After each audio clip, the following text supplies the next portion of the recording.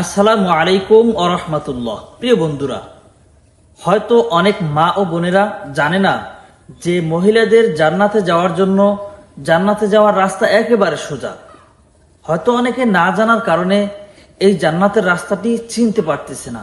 আসলে যারা এই রাস্তাটি জানবে এবং এই অনুযায়ী আমল করবে তাদের জন্য জান্নাত একেবারে সোজা।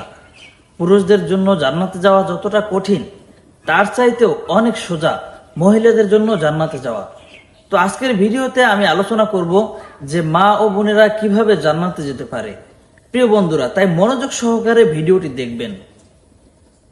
আর আপনারা যারা আমাদের এই ইসলামিক চ্যানেলের নতুন দর্শক আছেন, যদি আপনাদের কাছে ভিডিওটি ভালো লাগে তাহলে অবশ্যই এটি লাইক করবেন, চ্যানেলটি সাবস্ক্রাইব করে ইসলাম প্রচারের স্বার্থে আমাদের সাথেই থাকবেন। প্রিয় বন্ধুরা, মা বোনদের জান্নাতে যাওয়ার জন্য এক নম্বর যে কারণটি রয়েছে সে কারণটি হলো 5 ওয়াক্ত নামাজ আদায় করা। আমাদের 5 ওয়াক্ত নামাজ আদায় করতে হবে। 2 নম্বর, রমজান মাসে রোজা পালন করতে হবে, রোজা রাখতে হবে। নম্বর 3, লজ্জাস্থানের হেফাজত করতে হবে। এই জিনিসটা যদি আপনারা করতে পারেন তাহলে আপনারা মৃত্যুর সঙ্গে সঙ্গে জান্নাতে যেতে পারবেন। তো মা বোনদের আরো একটি কারণ রয়েছে, তা হলো স্বামীর আনুগত্য করা।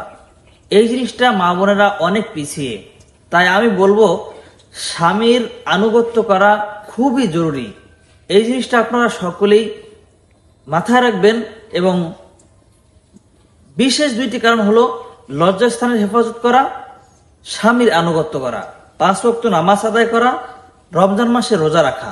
এই 4টি নিয়ম যদি আপনি মেনে আমল করতে পারেন তাহলে আল্লাহ সুবহানাহু ওয়া তাআলার জান্নাতে আপনি যেতে পারবেন। তো বন্ধুরা, আজকের ভিডিও এই পর্যন্তই। দেখা হবে পরবর্তী ভিডিওতে। সেই পর্যন্ত ভালো থাকবেন, সুস্থ থাকবেন। আসসালামু আলাইকুম ওয়া রাহমাতুল্লাহ।